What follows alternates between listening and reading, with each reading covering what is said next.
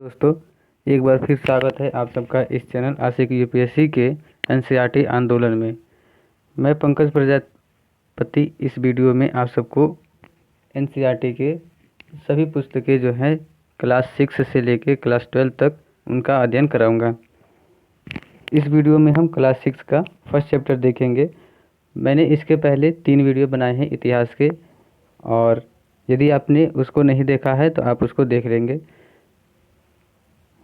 आज हम इस वीडियो में क्लास 6 का जो फर्स्ट चैप्टर है सौरमंडल में पृथ्वी, इसका अध्ययन करने जा रहे हैं। एक बात हम आपको बता दें, यदि आप एनसीईआरटी को हल्के फुल्के में ले रहे होंगे तो ऐसा मत कीजिएगा, क्योंकि एनसीईआरटी जो है यूपीएससी के लिए सबसे महत्वपूर्ण मानी जाती है। हाँ, कुछ केस में ऐसा होता है कि कुछ लोगों जैसे 10,000 में से कोई एक होगा जो बिना एनसीईआरटी का निकल जाता है उसका, लेकिन कई हज़ार लोग ऐसे होते हैं जो यूपीएससी की प्रिपरेशन करने के पहले ही एनसीईआरटी पढ़ लेते हैं। यदि आपने एनसीईआरटी नहीं पढ़ा है या फिर पढ़ भी लिया है तो एनसीईआरटी को ज़रूर याद रखेंगे। और इस वीडियो में हम सौरमंडल से संबंधित जितनी भी जानकारियाँ हैं और पृथ्वी से उसके बारे में इस पाठ में अध्ययन करेंगे। इतिहास में मैंने 3 वीडियो बनाया था, 2 चैप्टर कवर कर लिया है। यदि आपने उसको नहीं देखा होगा तो उसको देख लीजिएगा। 2 चैप्टर पढ़ाने के बाद मुझे ऐसा लगा कि आप लोग इतिहास नहीं मतलब इतिहास में बोरिंग हो जा रहे होंगे, तो इसलिए मैंने जियोग्राफी का सब्जेक्ट चुना। 2 वीडियो यानी 2 चैप्टर इतिहास और 2 चैप्टर भूगोल होने के बाद पॉलिटी भी पढ़ाया जाएगा, यानी सब एनसीईआरटी कराया जाएगा। तो चैप्टर का नाम है सौरमंडल में पृथ्वी। यानी पृथ्वी में यदि आपसे पूछे कि सौरमंडल में पृथ्वी का स्थान कौन सा है, यानी कौन सा क्रम है, तो इसका क्रम है तीसरा। पहले इसके बुध पड़ता है, फिर शुक्र पड़ता है। मैं वीडियो के बीच में आपको ये बताऊंगा इनका क्रम, जिससे और इनका ट्रिक भी बताऊंगा कि कैसे आप याद रख सकते हैं। एनसीईआरटी में आप सबको ये जो विस्तार से दिया है एक कहानी के रूप में, आपको इससे नहीं पढ़ना है। यदि आपके पास समय है तो आप इसको पढ़ सकते हैं, यदि आपको नहीं पढ़ना होगा तो इसका मैं सारांश आपको बता देता हूँ, आप उसको समझ लीजिएगा। और ये जो बगल में दिया है, यदि आप फ्री होंगे तो आप इस एक्सपेरिमेंट को कर सकते हैं अपने घर पर। ये कुछ प्रयोग हैं जो आपको एक साथ एक तरह से एंटरटेन भी आएगा और इससे आपको कुछ जानकारियाँ भी मिलेगी। तो इसमें इतना ही बताया गया है कि जब शाम होता है यानी सनसेट होता है, जब सूर्य अस्त होता है, तो क्या होता है, आपने कभी देखा होगा या बचपन में देखा होगा या फिर अभी आपने देखा होगा, तो क्या होता है कि जब जैसे जैसे सूर्य ढलता जाता है और अंधेरा छाता है तो पहले कुछ तारे दिखाई देते हैं, और उसके बाद क्या होता है, जैसे जैसे अंधेरा होता जाता है उस तरह से अधिक संख्या में तारे हो जाते हैं, जिनको गिनना क्या होता है, बहुत ज़्यादा मुश्किल होता है। फिर क्या होता है, कुछ तारे जो होते हैं वो टिमटिमाते हैं। ऐसा इसलिए हमें प्रतीत होता है कि तारे टिमटिमाते हैं। जैसे कि आपने हाई स्कूल में प्रकाश चैप्टर पढ़ा होगा, उसमें आपको ये बताया गया होगा कि तारे क्यों टिमटिमाते हैं, या फिर सूर्यास्त या सूर्योदय के समय सूर्य लाल क्यों होता है। यहाँ पे मान लीजिए कि कोई लड़का या लड़की खड़ी है और यहाँ पे तारे हैं, तो क्या होता है कि इस वायुमंडल में कई परतें हैं, आपको तो ये पता ही है। और क्या होता है, इनके प्रकाश कभी हमारी आंखों तक पहुंचते हैं, कभी नहीं पहुंचते हैं, कभी नहीं पहुंचते हैं, कभी पहुंचते हैं, ये क्रम लगा रहता है। और इस तरह से क्या होता है, हमें ऐसा लगता है कि वो तारे टिमटिमा रहे हैं, ठीक है। और चंद्रमा जो है, चंद्रमा के बारे में भी बता दें तो चंद्रमा जो है वो पृथ्वी का उपग्रह है, और चंद्रमा भी इसको कृत्रिम प्रकाश कहा जाता है। इसके पास खुद का प्रकाश नहीं होता है, ये सूर्य के प्रकाश से चमकता है, ठीक है। इन चमकीली वस्तुओं के साथ अपने लगभग प्रतिदिन चंद्रमा को भी देखा होगा, यानी तारों के साथ चंद्रमा को भी देखा होगा। ये बात आप याद रखिएगा। पूर्णिमा क्या होता है, जो चंद्रमा है वो यहाँ इसको संधिविच्छेद कर रहे हैं तो क्या आएगा, पूर्ण आएगा। यानी कि चंद्रमा का जब वायुमंडल में या सौरमंडल में चंद्रमा का जब पूर्ण रूप दिखेगा एकदम गोल, तो आप उसको क्या बोलते हैं, पूर्णिमा की रात। और पूर्णिमा की रात में क्या होता है, चंद्रमा की पूरी रोशनी बिखरी हुई होती है, यानी पूरा एक तरह से दिखाई देता है कि ऊपर कुछ बल्ब की तरह जल रहा है, यानी पूरा प्रकाश दिखाई देता है चंद्रमा के पूर्णिमा की रात में। ठीक है। और अमावस्या क्या होती है, जब क्या होता है, चंद्रमा का जब प्रकाश पृथ्वी तक नहीं पहुंच पाता है, यानी कि उस दिन क्या होता है, मान लीजिए आपको बता ही देते हैं। एक ये है, मान लीजिए पृथ्वी और यहाँ पर है सूर्य और यहाँ पर है चंद्रमा। और आपको पता ही है कि हर ग्रह और उपग्रह चक्कर काटते रहते हैं। तो क्या होता है, जब पृथ्वी और सूर्य के बीच में, ये है पृथ्वी और ये है चंद्रमा और ये है सूर्य, यदि पृथ्वी और सूर्य के बीच में चंद्रमा आ जाता है तो क्या होता है, सूर्य का प्रकाश पृथ्वी तक नहीं पहुंच पाता है, तो ये हो जाता है चंद्र ग्रहण। और उसके बाद क्या होता है, मान लीजिए ये चंद्रमा यहाँ पर चला गया और पृथ्वी यहाँ पर बच गया, तो जब सूर्य और चंद्रमा के बीच में, पृथ्वी और चंद्रमा के बीच में सूर्य आ जाता है तो क्या होता है, सूर्य ग्रहण होता है। तो इस तरह से सूर्य ग्रहण और पृथ्वी और चंद्रमा ग्रहण, चंद्र ग्रहण आप समझ गए होंगे। क्या आपको इस बात का आश्चर्य नहीं होता कि हम दिन के समय चंद्रमा एवं इन्हीं छोटी चमकीला वस्तुओं को क्यों नहीं देख पाते हैं? आपके मन में भी ये कई बार बचपन में ख्याल आया होगा या फिर अभी कभी आया होगा कि दिन में ये तारे क्यों नहीं दिखाई देते हैं, चंद्रमा क्यों नहीं दिखाई देता। लेकिन आपने कभी ध्यान दिया हो तो आपको दिखाई देगा कि चंद्रमा भी कभी कभी दिन में दिखाई देता है। तो ये क्या होता है, क्यों नहीं दिखाई देते हैं? सूर्य के प्रकाश के कारण। जब सूर्य का प्रकाश क्या होता है, अधिक तेज होता है, तो ये नहीं दिखाई देते हैं। और रात में क्या होता है, रात के समय में उसका प्रकाश थोड़ा ख़त्म हो जाता है, तो चंद्रमा जो है और उसके साथ जो तारे हैं वो उनका प्रकाश दिखने लगता है। सूर्य चंद्रमा वे सभी वस्तुएं हैं जो रात के समय आसमान में चमकती हैं, वो खगोलीय पिंड कहलाती है। खगोलीय पिंड किसको कहा जाता है? यदि आपसे पूछे खगोलीय पिंड क्या होती है, तो सूर्य हो गया, चंद्रमा हो गया या तारे हो गए, वे वस्तुएं जो रात को आसमान में टिमटिमाती हैं या रात में दिखाई देती हैं आसमान में, तो उन्हें हम खगोलीय पिंड कहते हैं। ठीक है। और जो उनकी दूरी है उनको खगोलीय दूरी कहा जाता है। और उसको कैसे देखा जाता है? दूरबीन से होता है। दूरबीन नहीं होता है, एक बड़ा सा यंत्र होता है, उसमें लेंस के द्वारा उनका चित्र जो बड़ा करके देखा जाता है और उनकी दूरी का पता लगाया जाता है। कुछ खगोलीय पिंड बड़े होते हैं और कुछ गर्म होते हैं। अगर आपसे पूछे कि सौरमंडल में कितने ग्रह हैं, तो 8 ग्रह हैं। पहले थे 9, लेकिन उसमें एक नेपच्यून को निकाल करके 8 ग्रह बच गया है। और 8 ग्रह में सबसे गर्म ग्रह कौन सा है, तो वो है बुध ग्रह। क्यों गर्म क्यों है ये ऐसा इसलिए क्योंकि ये सूर्य के नज़दीक है। बुध ग्रह जो है वो सूर्य के नज़दीक है, तो इसलिए ये गर्म है। ये गैसों के बने होते हैं। आपको बता दें कि सूर्य जो है, आपके मन में कभी ख्याल आया होगा कि सूर्य के ऊपर आग कैसे है, मतलब इतनी मात्रा में, तो इसमें हीलियम गैस पाया जाता है। सूर्य जो ग्रह है उसमें कौन सा गैस पाया जाता है? Helium gas.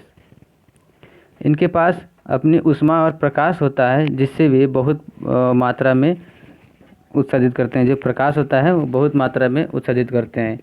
इन खगोलीय पिंडों को तारा कहते हैं। सूर्य भी क्या है, एक तारा है। और आपको बता दें कि तारा जो है वो कई तारे ऐसे हैं जो सूर्य से भी बड़े हैं। अब बात करते हैं एक बार ध्रुव तारे के बारे में।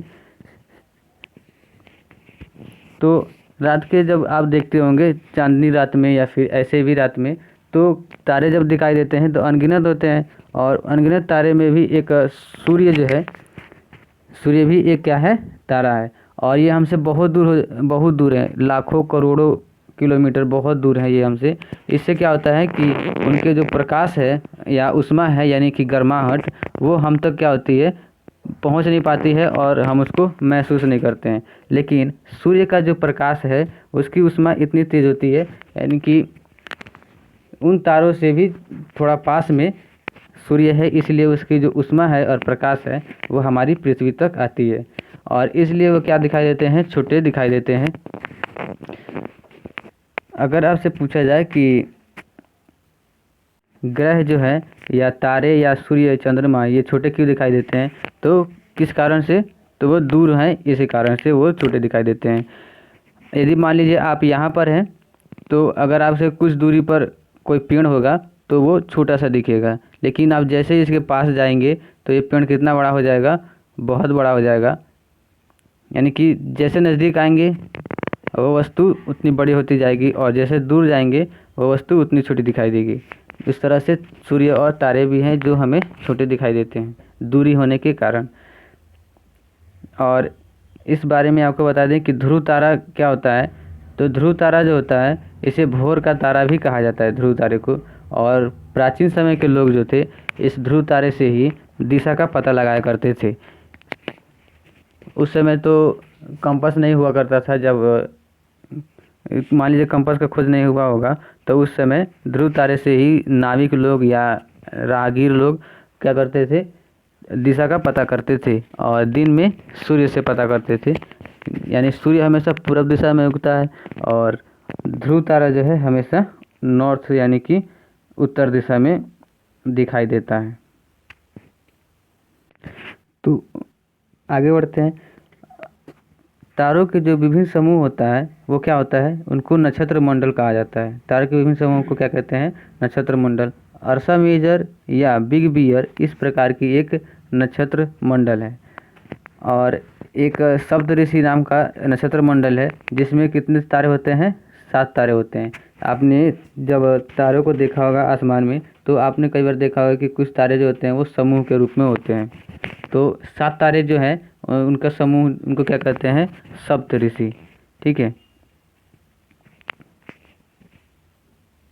मैंने अभी आपको ऊपर ध्रुव तारा के बारे में बताया था कि ध्रुव तारा क्या आता है, नॉर्थ दिशा में यानी कि उत्तर दिशा में दिखाई देता है। और प्राचीन समय में लोग रात में इस तारे के द्वारा क्या करते थे, इसकी मदद से दूर यात्रा करते थे। और ये आसमान में हमेशा एक स्थान पर ही रहता है। ऐसा नहीं कि इस दिन यहाँ पर उगेगा, इस दिन मंगलवार को दक्षिण में, सोमवार को, इस तरह से नहीं होता था। वो हमेशा एक ही स्थान पर रहता था, उत्तर दिशा में ही वो दिखाई देता था। और इसके बारे में कुछ रोचक जानकारी दे देते हैं। बृहस्पति, शनि तथा यूरेनस के चारों ओर छल्ले हैं। मात्र ऐसे 3 ही ग्रह हैं जिनके पास, मान लीजिए कि ये ग्रह है, इनके छल्ले प्रकार के किन ग्रहों के पास है, बृहस्पति, शनि तथा यूरेनस के पास। ये छल्ले विभिन्न पदार्थों के असंख्य छोटे पिंडों से बनी पट्टियाँ होती हैं। ये पृथ्वी इन छल्लों की शक्तिशाली दूरबीन की सहायता से देखा जा सकता है। जब दूरबीन की सहायता से, वो भी ऐसे छोटे मोटे खिलौने वाले दूरबीन के नहीं, वो एक शक्तिशाली दूरबीन होते हैं जिसमें कई प्रकार के लेंस होते हैं और 2, 3, 4 लेंस होते हैं। तो उन लेंसों की सहायता से दूरबीन बनाया जाता है और दूरबीन से ही देखा जाता है। तो ग्रह, उपग्रह, छल्ले वगैरह दिखाई देते हैं। और छल्ले किसके बने होते हैं, तो छोटे छोटे पत्थर के जो वायुमंडल में और सौरमंडल में पड़े हैं उनका वो छल्ला बना होता है। और ऐसे पिंड को क्या कहते हैं, हम लोग ग्रह कहलाते हैं। जो कुछ खगोलीय पिंडों में अपना प्रकाश एवं उष्मा नहीं होता है, वे तारों से प्रकाशित होते हैं। ऐसे पिंड को ग्रह कहते हैं। पृथ्वी भी क्या है, एक ग्रह है। क्यों, क्योंकि ये भी, इसका कोई प्रकाश नहीं है और ये किसके प्रकाश से चमकता है, एक तारा। और उस तारे का क्या नाम है, सूर्य। यानी सूर्य के प्रकाश से ही पृथ्वी चमकती है और पृथ्वी पर प्रकाश किसकी सहायता से आता है, सूर्य की मदद से। अब यदि बात करें कि ग्रह जो है, यानी इसको इंग्लिश भाषा में क्या कहते हैं, अंग्रेजी में प्लेनेट कहते हैं। तो ये किससे बना है, ग्रीक भाषा से बना है।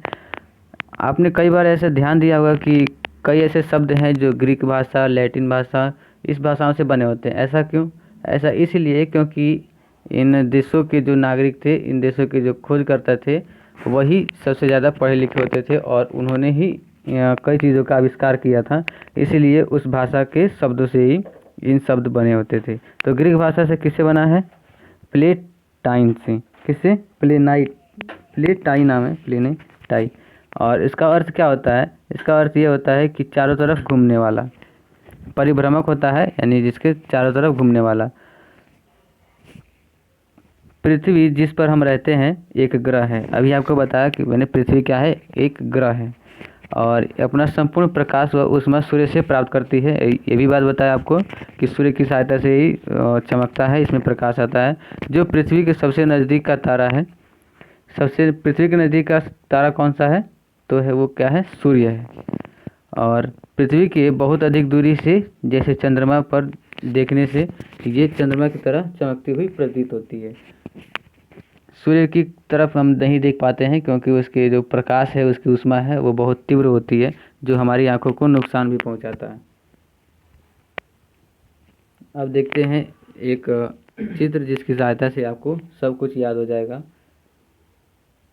यदि आपने कभी भी पढ़ा होगा सौरमंडल के बारे में तो आपको उनका क्रम याद होगा, और नहीं याद है तो मैं उसका एक ट्रिक बताता हूँ जिससे आपको सभी ग्रहों का क्रम याद हो जाएगा, और ये परीक्षा में कई बार पूछा भी जाता है। तो ये है उसका ट्रिक। बसपा की मायावती सेव खाती है। तो ये मैंने उसमें कुछ शब्द नहीं लिखे हैं जिससे आपको डिस्ट्रैक्ट हो जाएगा, इसलिए नहीं लिखा है। ब से हो जाएगा बुध, स से हो जाएगा शुक्र, प से हो जाएगा पृथ्वी, यानी पृथ्वी का क्रम क्या है? तीसरा है। म से हो जाएगा मंगल ग्रह, यह जो है यहाँ पर साइलेंट है। वहाँ ये व से हो जाएगा, यानी कि यहाँ इसको ब पढ़ेंगे तो ब से हो जाएगा बृहस्पति, इससे क्या हो जाएगा? बृहस्पति। फिर उसके बाद शनि और वरुण और अरुण। तो इस प्रकार से इस ट्रिक से आप सभी ग्रहों का क्रम जो है याद कर सकते हैं। और इसमें ये बताया गया है कि कौन सा ग्रह सूर्य से कितनी दूरी पर है। सूर्य ग्रह जो शुक्र ग्रह है वो 108 मिलियन वर्ग किलोमीटर है। कितना दूरी है? 108 मिलियन किलोमीटर। शुक्र ग्रह 108 मिलियन किलोमीटर है। बुध ग्रह जो है 58 मिलियन वर्ग किलोमीटर है। तो इस तरह से आप ये देख सकते हैं। आप वीडियो को रोक करके ये देख लीजिए कि किस ग्रह की दूरी सूर्य से कितनी है। और सबसे दूर जो है नेपच्यून तो ग्रह नहीं है, यूरेनस ग्रह है। ठीक है, और इस बारे में जानकारी भी यहाँ पर दिया हुआ है। बुध है पहले, फिर है शुक्र, फिर पृथ्वी, मंगल, बृहस्पति, शनि। इस तरह से आप इसको वीडियो को रोक करके एक बार देख लीजिए।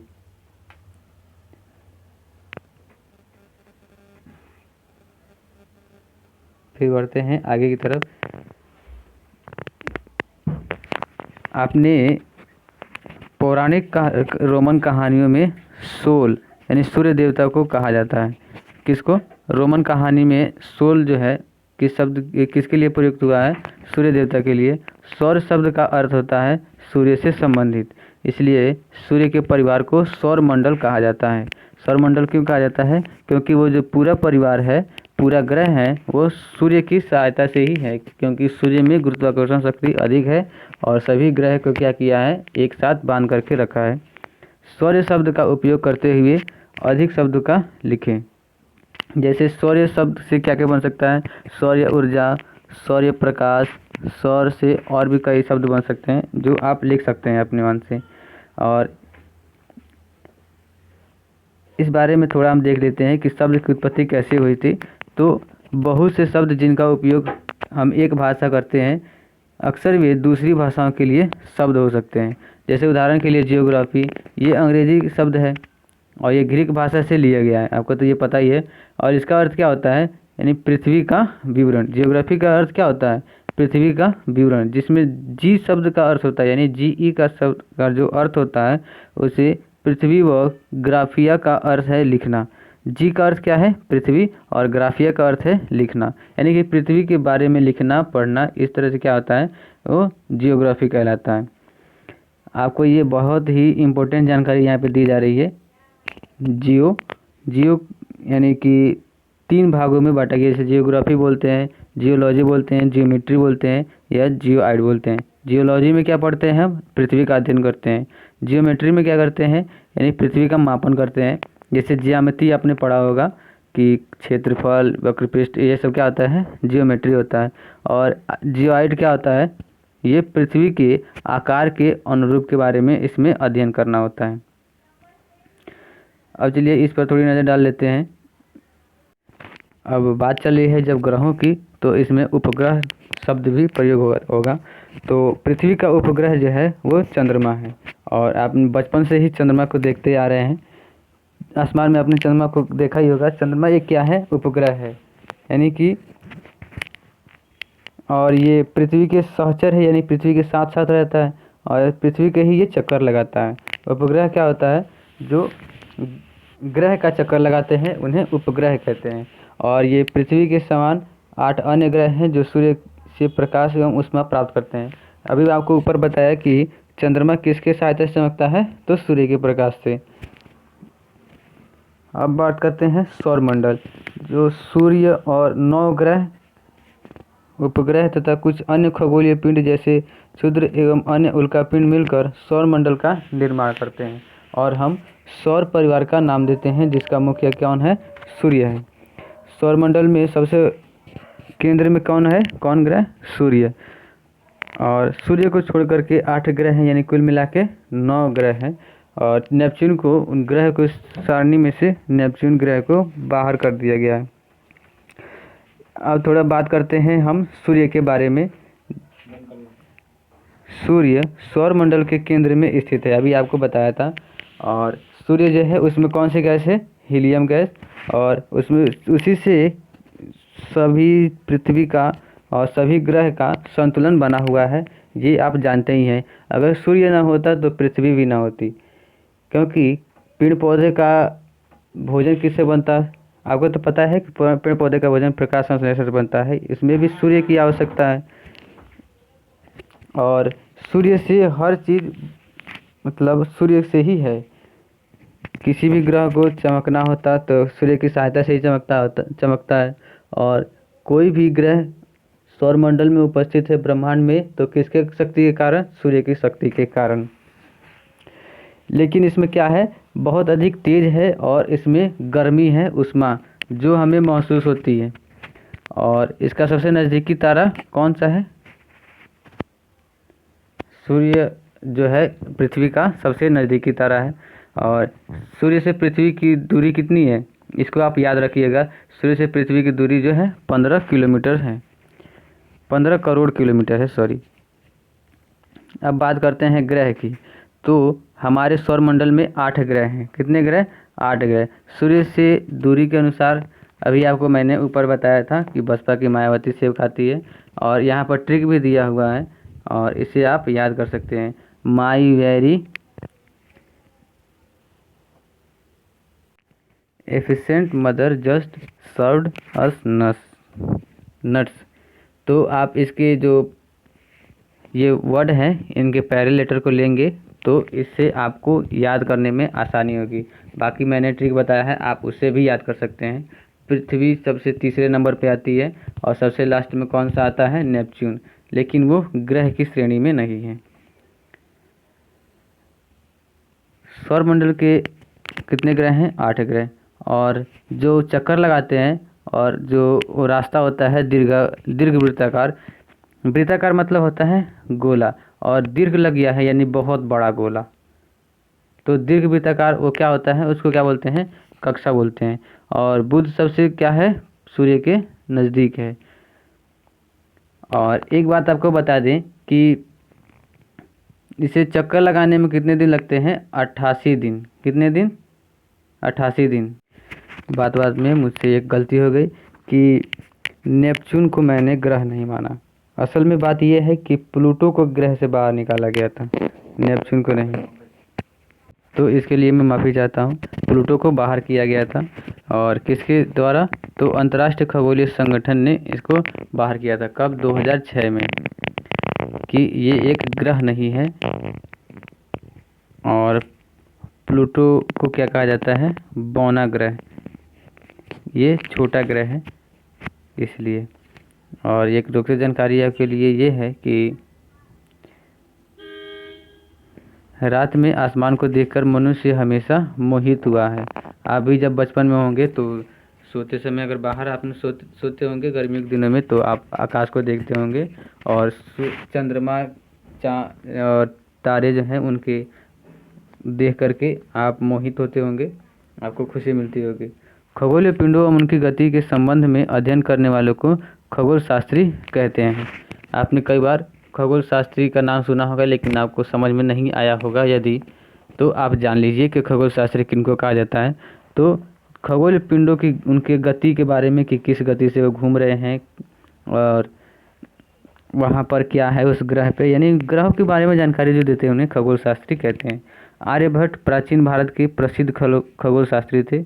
और आर्यभट्ट के बारे में आप ये जानते होंगे कि उन्होंने जीरो की खोज की थी। और एक बात और जान लीजिए, जब भारत का पहला जो है उपग्रह सैटेलाइट आर्यभट्ट नाम से ही लॉन्च किया गया था। आज विश्व के सभी भागों में खगोलविद ब्रह्मांड के रहस्यों को खोजने में लगे हैं। और यदि आपको बता दें कि अगर दशमलव ना होता, शून्य ना होता, तो हम वहाँ तक सौर मतलब ब्रह्मांड में भी नहीं जा पाते, अंतरिक्ष में नहीं जा पाते। पृथ्वी के बारे में आप जानते ही होंगे, पृथ्वी तो हमारा अपना ग्रह है। तो पृथ्वी के बारे में आप जानते हैं कि 8 ग्रह में से पृथ्वी ही मात्र ऐसा ग्रह है कि जहाँ पर जीवन संभव है, जहाँ पर पेड़ पौधे हैं, वायु है, जल है, यानी कि जीवन के लिए सभी वे उपयुक्त संसाधन हैं। कहाँ? पृथ्वी पर। और पृथ्वी तीसरे नंबर ग्रह पर आती है। और पृथ्वी को जब आप अंतरिक्ष से देखेंगे तो कैसा दिखाई देगा? नीला कलर का। वो किस लिए, क्यों दिखाई देता है नीला? ऐसा इसलिए क्योंकि पृथ्वी पर जल की मात्रा जो है वो अधिक है। और पृथ्वी जो है, अगर बात करें कि पृथ्वी गोल है तो ऐसा नहीं है। पृथ्वी जो है इस प्रकार है, संतरा कलर का, संतरा जैसा ऐसा है मान लीजिए। इसके जो क्या है, यहाँ पर चपटा है। और इसे चपटे होने के कारण इसे क्या कहते हैं हम? भू आब कहा जाता है। चपटा है पृथ्वी, इसलिए इसे भू आब कहते हैं। और भू आब का अर्थ होता है पृथ्वी के समान आकार। जीवन की जो अभी हमने आपको बताया कि जो भी अनुकूल परिस्थिति हैं वो पृथ्वी पर उपलब्ध है। यहाँ पर वायु है, वहाँ पर जल है, और जो भी मतलब अनुकूल परिस्थितियाँ होती हैं वो सब पृथ्वी पर मौजूद हैं। चंद्रमा पर क्या है? हवा नहीं है, पानी नहीं है। ये आप चंद्रमा का एक फ़ोटो देख सकते हैं, मून का। और अभी आपको बताया ऊपर कि ये क्या है, पृथ्वी का उपग्रह है। तो आपको ये तो पता ही होगा कि नील आर्मस्ट्रांग ऐसा पहला व्यक्ति था जो चंद्रमा पर गया था। कहाँ का था वो? रूस का। और कब गए थे? 29 जुलाई 1969 में। और इस बारे में आप थोड़ी जानकारी जुटाइएगा कि चंद्रमा के बारे में। ये देखिए आप कि कैसे सैटेलाइट लॉन्च होता है, कैसे पृथ्वी से सैटेलाइट ब्रह्मांड में छोड़ा जाता है, यानी अंतरिक्ष में। तो पहले क्या होता है, मान लीजिए ये पृथ्वी है और यहाँ से क्या हुआ है, सैटेलाइट आगे की तरफ आया है। तो कई सीमाओं को पार करते हुए ये जब एक निश्चित दूरी तय कर लेता है तो ये कई खंडों में विभाजित हो जाता है। और कई खंडों में विभाजित होकर एक ऐसा रूप धारण कर लेता है जिससे इसके सोलर जो है वो खुल जाते हैं। और ये सोलर जो है सूर्य के प्रकाश की सहायता से अपने ही अंदर विद्युत उत्पन्न करते हैं और इनकी क्रिया चलती रहती है। क्षुद्र ग्रह के बारे में आपको